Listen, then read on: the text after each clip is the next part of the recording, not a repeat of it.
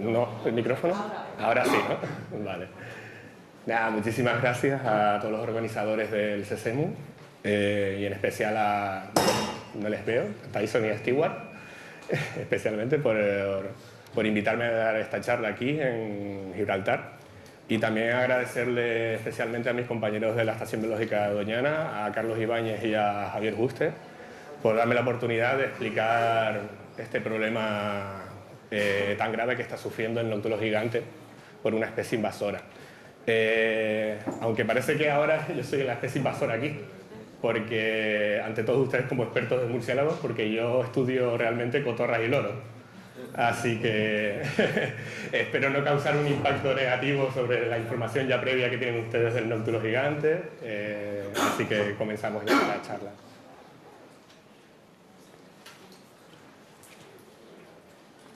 Bien. Bueno, la charla en principio pues vamos a tener una introducción así para hablar sobre los participantes de esta historia y el lugar donde ocurre esta historia y a su vez en plan las interacciones que tienen ambos protagonistas de esta historia triste, por así decirlo, y a su vez explicaré un poco también los intentos de manejo que hemos intentado hacer por parte de la Estación Biológica de Doñana para salvar al nóctulo y resolver el problema de la cotorra de Kramer. Bueno, sí, empezando por el protagonista de esta historia, el nóctulo gigante, como ya ustedes ya saben, es el murciélago más grande de Europa, también es el más raro, debido a su distribución, porque aunque tenga una distribución mediterránea, es bastante separada, disgregada, y debido a eso es una especie considerada como vulnerable, tanto por la IUCN y también por las leyes españolas. Pues tiene como ya dije antes, que era la especie más grande de Europa, pues puede alcanzar de media de envergadura de medio metro, pero su peso corporal es de alrededor de 50 gramos. Es una especie insectívora, también come pájaros, los pájaros que migran hacia África, básicamente, y por supuesto una especie forestal que nidifica, como ya vieron antes en el vídeo, nidifica en agujeros de árboles, básicamente. Sin entrar, ya concentrándonos ya directamente en las poblaciones del sur de España, en Andalucía, se han encontrado tres poblaciones de nóctulos gigantes en Andalucía. En las zonas más hacia el este tenemos la población de Cazorla y la población de los alcornocales, que son completamente forestales, pero hay una población en el Bajo Guadalquivir que, a pesar de que se ha podido adaptar a un hábitat forestal, entre comillas, porque, por ejemplo, la población de Jerez está dentro de un zoológico, el Coto de Doñana, y, por supuesto, también en la ciudad de Sevilla, en un parque urbano. Y nos vamos a concentrar, por supuesto, en la población sevillana. Concretamente, este parque urbano se llama el Parque María Luisa. Es un parque que tiene sus orígenes en un jardín privado que consiguió la infanta María Luisa de Borbón, que está ahí en esa estatua. Y nada, antes de morir dejó en herencia a la ciudad de Sevilla, donó ese jardín privado que tenía. Y a partir de 1914, ese parque se convirtió en un parque público. Y ya a lo largo de los años ha sufrido ciertas modificaciones, ya que albergó la Expo Iberoamericana y demás. En general es un área que comprende 34 hectáreas, con una gran colección de muchas diferentes especies de vegetales de todo el mundo. Y el primer registro que se tiene constancia del nóctulo gigante en este parque es en el año 1990. Y los primeros estudios, aunque ya en el año 92 ya empezaron a hacer tracking con los nóctulos, se pudo, un estudio más firme fue a partir con la tesis doctoral de Ana Popa en el año 2003. Y a lo largo de todos estos años pues ha pasado bastante desapercibido de los viandantes y de los turistas en general del Parque María Luisa. El nóctulo gigante bueno, tiene refugios dentro del parque, como yo dije antes, es una especie forestal y suele utilizar los agujeros de los árboles, como en este caso, que tenemos aquí dentro, pero también, debido al clima, cuando hay bastante temperatura, sube bastante la temperatura en verano, también puede utilizar de refugio las hojas muertas de las palmeras washingtonias, como por ejemplo aquí, que lo podemos ver aquí. Aunque básicamente la mayoría de refugios están todos en cavidades de árboles, sobre todo en la especie de plátano de sombra. En el año 2003, en la tesis de Ana Popa, ella pudo identificar un total de 75 árboles ocupados por el nóctulo gigante. Y a su vez, esa gran colonia de cría que hay dentro del Parque de María Luisa está dividido en 3 grupos sociales. A mí cuando me explicaron esto, porque yo soy de pájaros, ya lo dije antes, ¿no? Y me dijeron, no, hay cavidades ocupadas por los nóctulos gigantes, y yo, claro, cada cavidad hay una pareja, bueno, una hembra, pues criando. Y dicen, no, es una red de grupos que se van cambiando de agujero a otro. Vamos, que me volví demasiado loco intentando identificar exactamente si lo estaban utilizando esas cavidades, ya que, vamos, acostumbrado a estudiar grupos de animales en plan de cavity nesters, vamos, que cada cavidad, una pareja o una hembra criando una cría. Entonces, debido al estudio de Ana Popa, hubo una subestima porque no se llegó a estimar completamente toda la distribución del nóctulo gigante dentro del parque, y alrededor, como mínimo, se podía estimar que habían como 500 individuos. Aún así, con esa infraestima se pudo conocer que esa era la población más grande de toda la especie en el mundo, dentro de un parque urbano.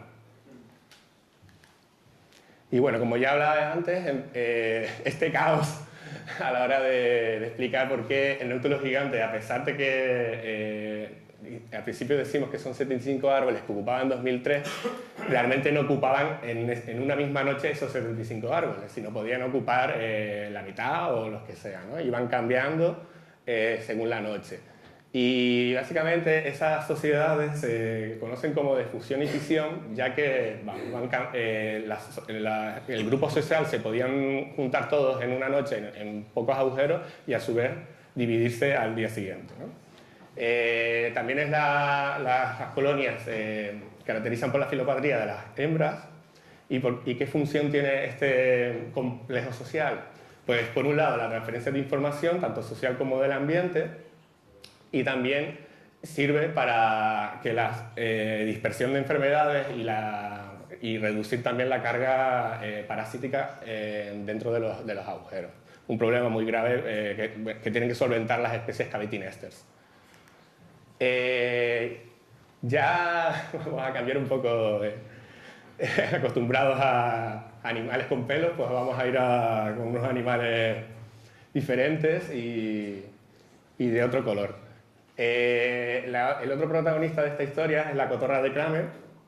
Es una especie también que nidifica en agujeros de árboles. Suele tener una puesta de media de 3 huevos, y también, pues, vamos, como el propio nombre inglés indica, de Ross Ringer, esta especie presenta un dimorfismo sexual, y los machos presentan, no sé si lo pueden llegar a ver, vamos, un anillo de collar de color negro y de color rosa también. El tamaño, pues, alrededor de 40 centímetros de longitud y de peso corporal por 130, vamos, que casi triplica al nóctulo gigante. Por supuesto, es una especie muy conocida porque es una especie invasora, ¿no? Su rango nativo es en el sureste asiático y Asia meridional más bien, y el África subsahariana. Y por supuesto tiene un montón de poblaciones invasoras alrededor del mundo. Hay alrededor como de 40 países con poblaciones de cotorra de Kramer. Está considerada como una de las 100 peores especies invasoras de Europa, debido a su gran explosión demográfica que ha tenido y su gran adaptabilidad.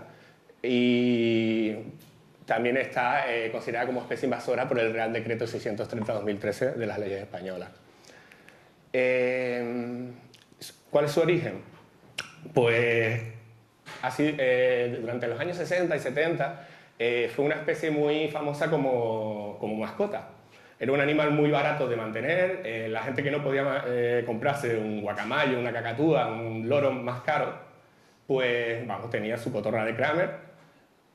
Sin embargo, la cotorra de Kramer es muy agresiva y, por supuesto, la palabra cotorra lo dice claramente, hace bastante ruido. Entonces, mucha gente pues, se interesó totalmente por su mascota y fueron liberadas o, de forma intencionada o también pudieron haber escapado de sus jaulas, ¿no? Los primeros registros de esta especie, como ya población establecida en España, empiezan alrededor de los años 70. Y en Sevilla concretamente tardó mucho más y fue en los años 90.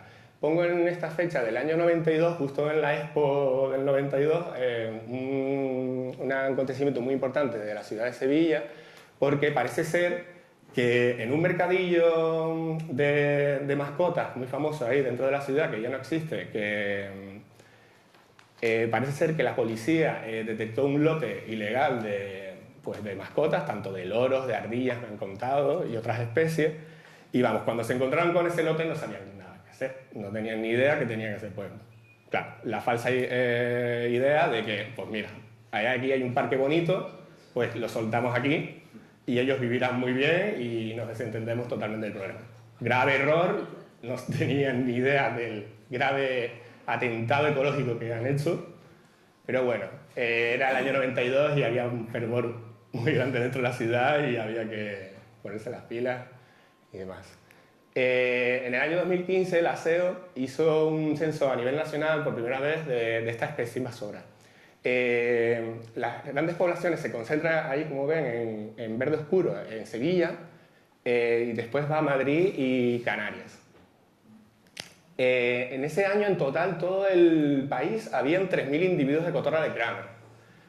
Sin embargo, aquí en esta gráfica podemos ver la tendencia poblacional de la población sevillana, que es la más grande de toda España. Pues ya para 2018 ya había superado ya más de 3.000 individuos, que se podía comparar con todo a nivel nacional. Es decir, esta especie, y se ve en toda la tendencia europea, sigue sin parar de crecer. Le va muy bien. Entonces, cuando yo empecé a hacer este estudio en el trabajo de fin de máster, hace ya bastantes años, en 2013, queríamos evaluar el impacto que tiene la cotorra de Kramer con la comunidad de Cavity Nester dentro del Parque de María Luisa. Y claro, dentro del Parque de María Luisa, como había dicho, pues está el nóctulo gigante. En principio, cuando hablas de aves, en una ave diurna, tú dices, pues no tiene que haber conflicto entre especies nocturnas, ¿no? Y con un murciélago y demás. Pues bueno, teniendo en cuenta, pues, a la hora de planificar el estudio, pues, teníamos que ver si se solapaban en el tiempo. En el espacio, por supuesto, se solapan, pero en el tiempo, entonces, normalmente los nóctulos copulan en el mes de octubre. Pero después de la copulación no significa que haya fecundación. La fecundación se queda paralizada durante todo ese tiempo y la mayoría también dentro del Parque de María Luisa, las hembras, se van del parque. Entonces, en ese periodo también coincide por la búsqueda de parejas dentro de la cotorra de Kramer, ¿no? La pareja se van afianzando, los vínculos, y también empiezan a buscar cavidades dentro del parque. Para cuando ya está establecida la pareja y ya han elegido el agujero donde van a criar, pues ya comienzan las cópulas en febrero y la puesta empieza y suele durar alrededor de, a la hora de incubar los huevos, pues suele durar unas 3 semanas. Después de esas 3 semanas nacen los pollos y los pollos son alimentados dentro de la cavidad alrededor de 2 meses. Para esa época, en marzo, ya las hembras empiezan ya a tener la gestación, ya se activan ya los mecanismos reproductivos y ya las hembras, pues eso, ya empiezan ya a desarrollar los fetos, ¿no? Y tal suele tardar alrededor de 2 meses. Los nacimientos comienzan pues a mediados de mayo, a mediados de mayo, pero también coincide normalmente con la gran mayoría de los pollos de cotorra de Kramer empiezan a volar. En esa época también se solapa la lactación, la fase lactante de las crías de nóctulos gigantes, que suelen durar unas 6 o 8 semanas, y después de esa fase lactante pues ya empiezan los vuelos, que normalmente pues a finales de julio, principios de julio y demás. Pues entonces deberíamos concentrarnos sobre todo en esos 3 meses críticos que podrían haber un solapamiento y una interacción directa entre ambas especies. Sin embargo, para el año 2013, bueno, en primer lugar, explicando si teníamos en cuenta que 75 refugios estaban en 2003 en la tesis de Ana Popa, para el año 2013, 10 años después, se había reducido para el nóctulo gigante el número de refugios a 56. Mientras que la cotorra de Kramer no teníamos datos en el año 2003 de cuántas cotorras habían dentro del parque, pero según nuestros modelos poblacionales podían ser alrededor de 13 parejas, pues ya 10 años después habían 159 dentro del parque. Sin embargo, a pesar de ese solapamiento que podía ocurrir, no pudimos registrar ninguna interacción para ese año entre ambas especies. Sin embargo, sí que se podía ver que había competencia por la nidificación de cavidades de árbol. Los LMs binomiales que hicimos para la ocupación espacial del nóctulo gigante dentro del Parque María Luisa nos decía que, en primer lugar, había un solapamiento de las preferencias del tipo de cavidad que usaban tanto la cotorra de Kramer como el nóctulo gigante. Es decir, ambas especies preferirían utilizar cavidades con una entrada mayor de 4 centímetros y cavidades también más altas, ¿no? Alrededor de unos 9 metros a 12 metros. Y también que nos decían los modelos que la probabilidad de encontrar un refugio de nóctulo gigante era si estaba a una distancia muy corta a otro refugio de nóctulo gigante, pero a su vez a unas distancias más largas a otro nido de cotorra de Kramer que hubiera en el parque, ¿no? Si nos ponemos a mirar el cambio temporal que ha habido en 10 años, los LMs nos decían, bueno, en primer lugar, veíamos que el 39% de los refugios de nóctulos gigantes se habían perdido. Y de esos 39 que se habían perdido, el 40% estaban ocupados directamente por la cotorra de Kramer. Esa pérdida de árboles, los LMs nos indicaron que la pérdida se debía básicamente a distancias largas a otro refugio de nóctulos gigantes y a su vez a un índice de agregación baja dentro del parque, es decir, las áreas donde había menos refugios en esa área, pues se perdían. Y a su vez también se perdían porque había una mayor concentración de nidos de cotorra de Kramer dentro del parque. Y también, como último, se veía que el árbol que estaba ocupado también por cotorra de Kramer, ese refugio desaparecía. Entonces, ese año no vimos directamente agresiones y demás, entonces pues ya nos saltaron nuestras primeras alarmas. Y 3 años después, ya en mi tesis doctoral, volví otra vez a hacer los censos y demás, y claro, ya ahí empecé. En primer lugar, ya se veía que la reducción de refugios era cada vez mucho menor y bastante alarmante la caída, cuando habíamos hablado de que 54 refugios en 2013 ya eran solo 14 en 2016, mientras que la cotorra de Kramer había subido de 159 a 311. Y llegaba a tal punto de saturación de cavidades ocupadas dentro del parque que ya la segregación espacial que habíamos detectado hace 3 años había desaparecido, porque ya todos los árboles que tenían refugio de nóctulos gigantes estaban ocupados también por cotorra de Kramer. Y por supuesto, al haber una saturación de agujeros y pérdida de agujeros del nóctulo gigante, pues había una acumulación también de murciélagos dentro de las cavidades en sí. Para 2003, si el máximo se había encontrado 60 individuos dentro de una cavidad y la media era de 27 individuos de toda esa red de refugios, en 2017 habíamos encontrado el máximo de 110 individuos dentro de una cavidad y la media había subido un poco a 36. Y por supuesto, ya vimos la competencia directa, con interacciones ya directas entre ambas especies. por las cavidades de los árboles. Para el año 2016 y 2017 encontramos un total de 36 agresiones por parte de la cotorra de Kramer al nóctulo. Nunca el nóctulo atacaba a la cotorra de Kramer, era la cotorra de Kramer la que atacaba al nóctulo. Iba a poner un vídeo, pero por fallos técnicos pues no se puede hacer. Y básicamente lo que, pues eso, normalmente eran unas duraciones de 2 minutos o menos, pero hubo un caso que duró como un asedio a la cavidad, al refugio del nóctulo gigante de alrededor de 1 hora y 45 minutos, perpetrado por una pareja de cotorra de Kramer. Y las agresiones, la mayoría ocurrieron cuando las hembras empezaron a parir de nóctulos gigantes y también coincidía cuando había mayor actividad dentro de los nidos de cotorra de Kramer, porque es cuando empezaban a volar los pollos. Después había una caída en los primeros días de junio y vuelve a crecer un poco a finales de junio, cuando ya las primeras crías de nóctulos gigantes empiezan a volar también. Y por supuesto, según las horas del día, también hubo una distribución de las agresiones. Sobre todo se concentraron en las horas previas al atardecer, ¿no? Antes de que las cotorras pues, vayan a sus dormideros y los nóctulos también empiezan ya a salir y a prepararse para salir por la noche. Por supuesto, en ese periodo de 2 años encontramos 20 individuos de nóctulos gigantes muertos, con evidencias de picotazos de cotorra de Kramer.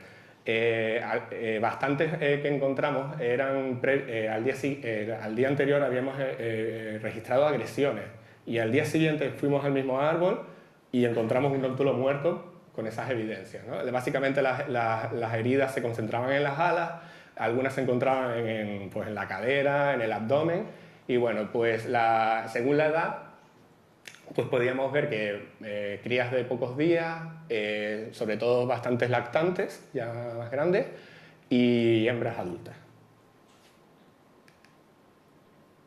Y bueno, para explicar un poco ya, viéndolo a vista de pájaro, podemos ver un poco más la evolución de este problema ecológico. Si empezamos en el año 2003, con los círculos amarillos, son los refugios utilizados por el nóctulo gigante, durante la tesis doctoral de Ana Popa, y no teníamos constancia de cuántas cotorras habían ahí y dónde estaban, pero sabemos que alrededor habrían pues 13 parejas. Pues ya en el año 2013 vemos que la cotorra va imponiéndose en todo el parque y poco a poco el nóctulo gigante se va restringiendo a ciertas áreas dentro del parque y va perdiendo, por supuesto, el número de refugios. Y para este año 2018, pues básicamente de los 75 árboles que estaban ocupados hace pues 15 años, ha habido una caída brutal del 85%, mientras que la cotorra ha subido un 3000%. Esto no estaba publicado, pero es para este año y básicamente la tendencia sigue siendo igual. Los refugios de nóctulos van decayendo, ya ahora son 11 árboles con 13 cavidades. Por supuesto, la acumulación de murciélagos que hablaba antes aumenta mucho más. Hemos encontrado 124 individuos dentro de una cavidad nada más y la media, por supuesto, va subiendo mucho más, a 55. Las agresiones entre 2016 y 2018 pues, se suman en un total de 44 agresiones y, por supuesto, pues, aumenta también el número de individuos encontrados muertos por cotorra de Kramer. ¿Qué pasa? Hemos estado hablando todo el rato de la red de cavidades del nóctulo gigante, pero también hay que hablar también del tamaño poblacional en sí, ¿no? Y a mí cuando me explicaron esto, en plan de que era muy difícil estimar en sí las poblaciones en general de murciélagos forestales, ¿no? En plan de que pueden no salir esa misma noche, entonces según las condiciones climáticas, entonces pues puede haber un cierto error a la hora de estimar. Y para el año 2003 dijimos que habían como mínimo 500 individuos dentro de la colonia de María Luisa. Pero podía ser muchas más, ¿no? Y se podía llegar incluso a decir que es casi el doble. Sin embargo, cuando empezamos a hacer otra vez los censos, que fue en el año 2016, hubo una caída brutal de individuos. Pero para los años siguientes volvió a subir, pero volvió a caer ahora, en este último año. Pase lo que pase, el balance básicamente es que o ha habido una reducción del 22% o del 61% del número de individuos de nóctulos dentro del Parque de María Luisa. Entonces, viendo este grave problema, ya en el año 2016, ya con los primeros ataques que registramos y demás, nuestro grupo de la Estación Biológica de Doñana empezó a contactar ya con las administraciones públicas de Sevilla para resolver este problema, ¿no? Y hicimos varias negociaciones con el Ayuntamiento de Sevilla, con la Diputación, con la Junta de Andalucía, y básicamente porque la ley dice sobre especies invasoras, la ley española, que se prohíbe, por un lado, la posesión, el comercio y la liberación, por supuesto la liberación de especies invasoras al medio, y por supuesto obliga a las administraciones públicas a tomar cartas en el asunto y hacer planes de control y erradicación. Por tanto, nosotros hicimos una evaluación de las diferentes metodologías de erradicación o control que podían hacerse con la cotorra de Kramer, y por un lado pues, se podían dividir en tres en general, ¿no? Que es la esterilización en sí de individuos, destruir nidos y también pues, erradicar individuos. Nosotros descartamos completamente la esterilización a base de, bueno, con el uso de esterilizantes, porque es verdad que ha habido casos en Estados Unidos donde se hizo poniendo en la comida de Asacón, un inhibidor de la reproducción, que tuvo un éxito del 68% con otra especie muy similar a la cotorra de Kramer, la cotorra argentina, pero claro, ese éxito pues eran con ejemplos muy pequeños, con poblaciones muy pequeñas y muy localizadas.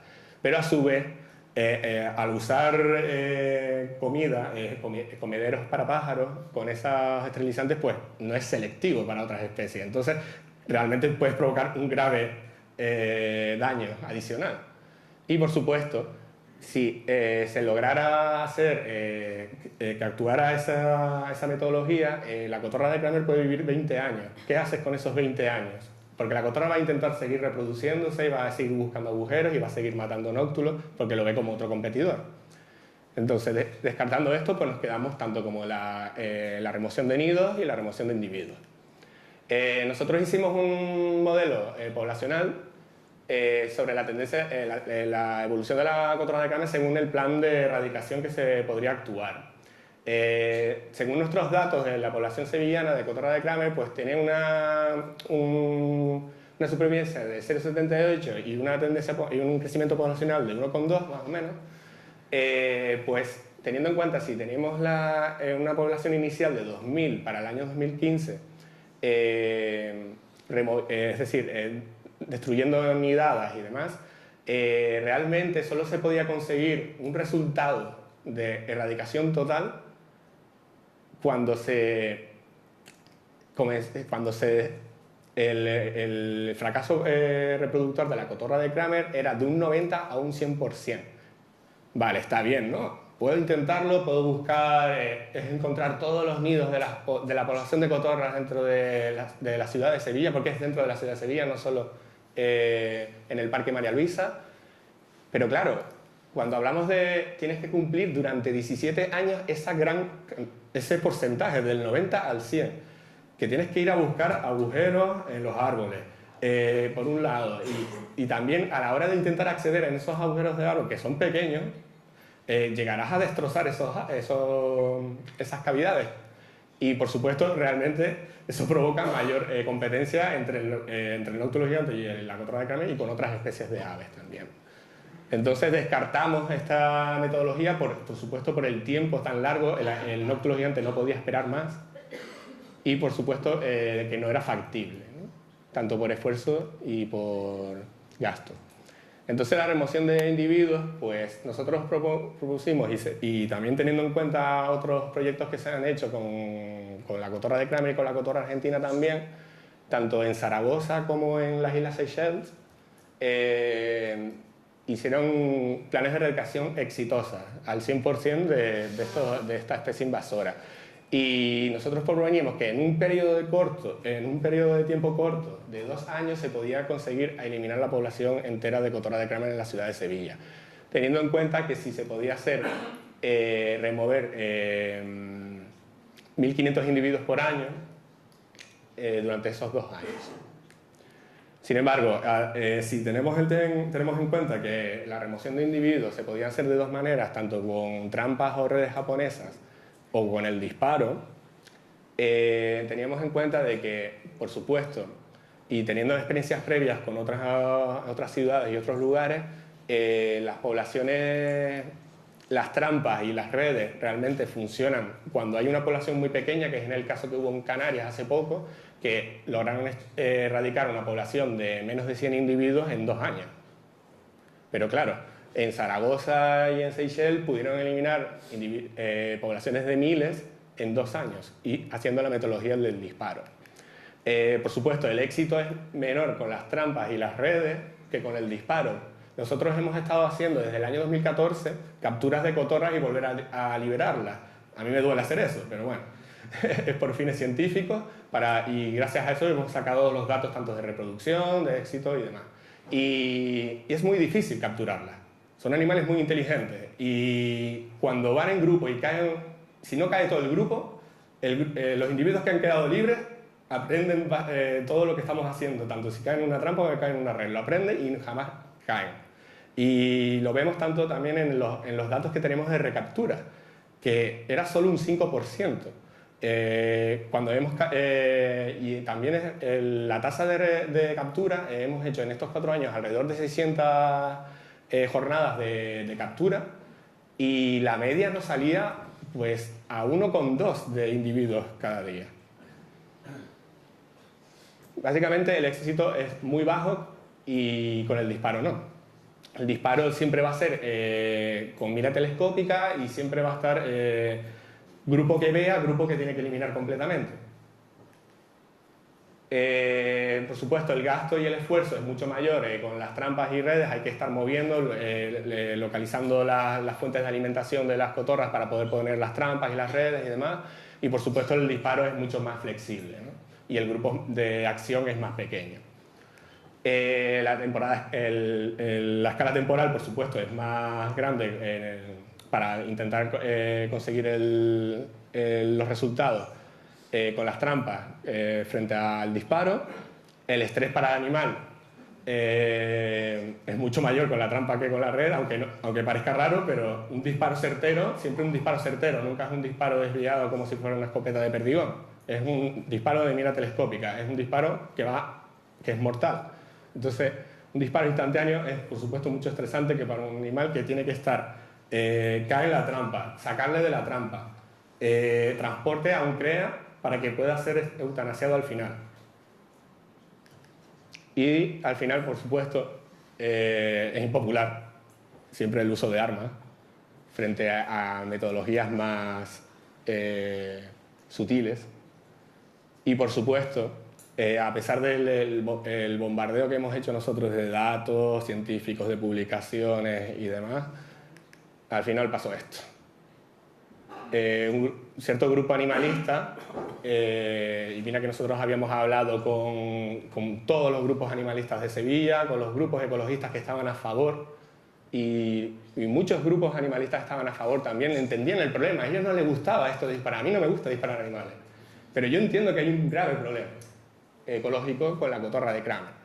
Y gracias a la campaña atroz de ciertos grupos animalistas, en la prensa, en redes sociales y demás, pues al final se consiguió que el Ayuntamiento de Sevilla se echara para atrás y suspendiera el plan de erradicación cuando estaba a una semana de empezar el plan de erradicación. Entonces, pues bueno, teníamos que hacer, pues intentar ayudar al nóculo lo máximo que podíamos, ¿no? Entonces la Junta de Andalucía y el Ayuntamiento de Sevilla pues dijeron, oye, pues vamos a contentar un poco a los investigadores del nóculo gigante y vamos a poner cajas nido. Este modelo de caja nido, no sé si se recuerdan de la charla de ayer, pero también es el que se suele utilizar en el coto de Doñana. Es una caja nido hecha de corcho. es un buen aislante. No podíamos ponerlas de cemento porque, claro, es un parque urbano y las autoridades decían no. Lo que faltaba que cayera algún día un cemento encima de la cabeza de un viandante, que lo entendemos perfectamente y bueno, nos adaptamos. Pues en 2018, en el mes de marzo, pues logramos poner 20 cajas nidos dentro del parque. El criterio de poner las cajas nidos básicamente fue ponerlos en los árboles históricos o cercanos del uso del nóctulo gigante en los años anteriores. Y sobre todo, algo diferente a las cajas nidos dentro de María Luisa es que tiene un mallado metálico. ¿Y sabéis por qué? Porque la cotorra de Kramer también puede destrozar las cajas nido. La cotorra en general pues utiliza, mordisquea todo, picotea todo porque, bueno, para mantenimiento del pico y demás, ¿no? Entonces una caja de corcho pues es ideal para afilar sus armas, básicamente. Y nada, y esperamos también que para el año que viene, y esperemos que sea en febrero, pues se pongan también otras 40 cajas, unos refugios para murciélagos. Bueno, aquí unos ejemplos en plan de las fotos. Normalmente la altura eran de 6 metros hacia arriba, que también estamos pensando en plan pues, para que se puedan acceder fácilmente para las futuras investigaciones científicas sobre del nóctulo gigante en María Luisa. Ahí hay un ejemplo, en plan un vecino, al lado de la caja nido. Sin embargo, hasta la fecha de hoy no hemos visto ningún uso de los nóctulos gigantes de las cajas refugio.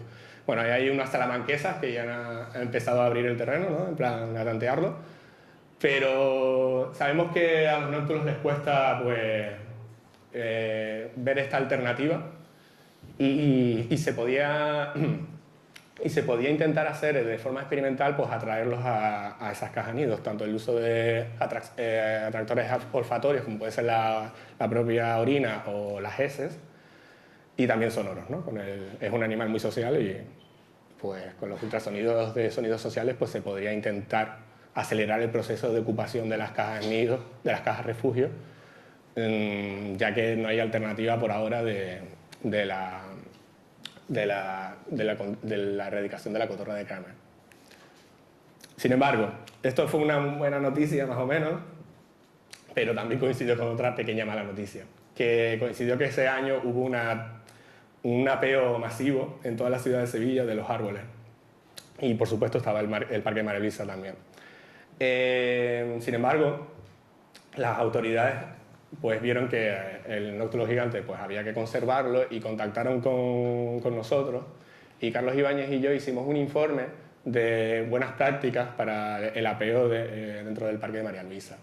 De los 96 árboles que habíamos detectado durante todos estos años de estudio que habían sido utilizados por el nóctulo gigante, los dividimos en 3 niveles de importancia. Los de importancia baja básicamente eran casi todos los árboles que se habían perdido en 2003 por la cotorra de Kramer y que ya no volvieron a ser ocupados por el nóctulo gigante. Los de categoría en media fueron los árboles a partir de 2013 que sí que se encontraron presencia de nóctulo gigante, pero se perdieron en los años sucesivos, y los altos, pues por supuesto, en los que continuamente ha habido una ocupación de nóctulos gigantes a lo largo de los años. Los meses de actuación, pues era básicamente intentar evitar que no se hiciera durante la época de partos y de lactancia, y bueno, básicamente cuando estaban las crías que no podían volar salir del agujero. Entonces dijimos que eran los meses tanto de abril como de agosto a octubre. Finalmente no se hizo el mes de abril, pero bueno, que fueron los árboles que eran prácticamente los del nóctulo se actuaron desde agosto a octubre. Y sobre todo para tener en cuenta que eran los de nivel medio o alto. Y en el resto del año, pues los de nivel bajo, básicamente. No había básicamente ninguna presencia de nóctulo gigante para el año 2018 en esos árboles. De todas formas, tenían que extremar la precaución en plan de que antes de que ya vieran un mínimo indicio de nóctulo gigante, pues ya deberían de parar y repetir el mismo criterio que con los de medio o alto. Por supuesto, las horas de actuación era pues 1 hora o 2 horas después del atardecer para los de nivel bajo y alto, Nivel medio y alto, perdón, y por supuesto pues, se podían hacer los apeos de día cuando era uno de nivel bajo. Y en especial había que tener en cuenta las palmeras washingtonias, que no se debían tocar durante todo el verano, porque era cuando el nóctulo gigante podía utilizarlo como refugio debido a las altas temperaturas de Sevilla, que pueden llegar a más de 40 grados y demás. Y se debería hacer pues en invierno y en hora diurna. Bueno, el balance total de la actuación, en primer lugar, no hubo ninguna pérdida de ningún individuo de nóctulo, que por lo menos tengamos constancia, y entendemos que confiamos en las autoridades porque hubo un caso en verano que nos llamaron de que habían empezado a hacer una tala de un árbol y encontraron murciélagos. Nosotros muy alertados, en plan, pero si era un árbol que no tenía constancia de ocupación y demás. Es verdad que, a ver, suena mal, pero menos mal que no eran nóctulos gigantes, eran unos pipistrellus, pero eso sí, que como no tengan cuidado, pues habían pipistrellus partidos por la mitad, porque había pasado por ahí la sierra mecánica. Pues bueno, y de todas formas ellos saben que por ley, desde que ya haya una constancia de que hayan matado un individuo de nóctulos gigantes, ya están multados con bastante dinero. Y nada, pues hubo una pérdida total de 9 refugios. Debido a eso, pues básicamente también los más... es una pena que, por ejemplo, este que está ahí cortado, fue donde habíamos encontrado en 2018 la mayor cantidad de nóctulos metidos ahí, por desgracia, que eran 124, 125 individuos. Pero sabemos que no hubo ningún impacto, por lo menos directo, hacia el nóctulo, pero es verdad que al reducirse el número de refugios, pues también va a aumentar, porque no solo ha sido solo estos árboles de nóctulo, sino también los árboles donde está la cotorra de Carmen ocupando. Entonces, el escenario para el año que viene va a ser mucho peor, porque se ha reducido el número de agujeros disponibles dentro del parque, entonces la competencia, esperamos, va a ser mayor entre ambas especies y con otras especies también de aves. Quería hablar un poco de la recesión social. Si quieres los podemos extender un poco más en las preguntas, que hay bastante tiempo, creo. O bueno, no sé si se puede recuperar un poco con la tardanza ahí a la hora de hacer la charla. Pero básicamente, cuando se publicó el paper de las agresiones, esto saltó a nivel mundial. Ya saben cómo son los periodistas, sensacionalistas por norma general, el terror verde, vamos, cosas así. Y claro, esto no ayuda. Y por supuesto, por el lado contrario, los que pedían que están matando a las cotorras a disparos, van a permitir que los cazadores entren en la ciudad de Sevilla. Yo oía en las reuniones con los grupos animalistas de que si hacen este plan, el año que viene el regalo favorito de los niños en las Navidades va a ser una escopeta. Esto va a ser Siria, cosas así, y me parece increíble cómo puedes hacer tan... vamos, no quiero ser... Es que esto me cabrea demasiado y no quiero soltar barbaridades porque, vamos, pero vamos, que es una demagogia que uno iba con las buenas intenciones, solo me daban ganas de soltar con las bolsas de plástico que tenemos de nóctulos muertos y tirárselos en la mesa, básicamente es lo que quería hacer, cuando empezaron a decir esas chorradas. Y por supuesto, claro, que aquí reivindicando el cuadro de Goya, ¿no? En plan de la resistencia madrileña contra los invasores franceses. A mí me han llamado matacatorras, de todo, asesino. Yo no he disparado en mi vida. Todavía no se había empezado a disparar cotorras. Vamos, se había dicho un montón de barbaridades, mentiras hacia los profesionales de la Estación Biológica de Doñana y, por supuesto, a los políticos que intentaron llevar adelante este plan.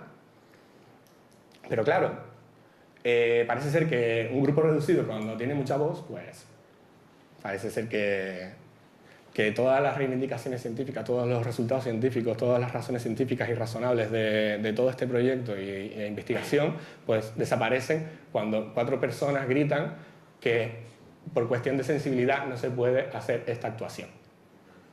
Cuando ya el nóctulo no hay sensibilidad, parece ser.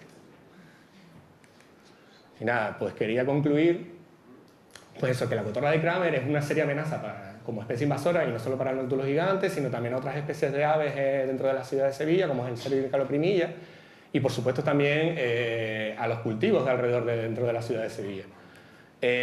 Por supuesto, riesgo de extinción inminente para la población más grande conocida del nóctulo gigante, una especie vulnerable de murciélago, que por supuesto hemos intentado paliar el problema a base de instalación de cajas refugio y presionar a las autoridades para que tengan un manejo sostenible de las podas.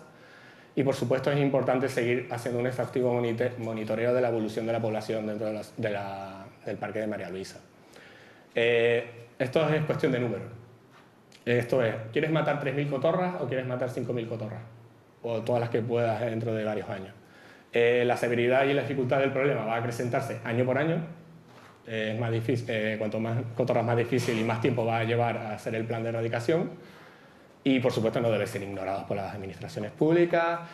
Por supuesto debe ser rápida ya la aprobación de sea lo que sea, pero por favor, un plan de erradicación con la cotorra de Kramer dentro de la ciudad de Sevilla.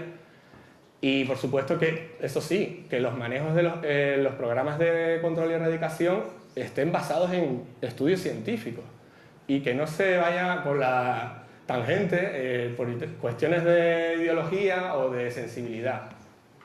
Y por supuesto, es más, por ejemplo, nosotros teníamos el plan que teníamos el plan que se iba a aprobar era de alrededor de unos 3.000 euros de gasto. Nada más, había sido una contratación por parte de un tirador olímpico, en este caso, y que lo iba a hacer, vamos.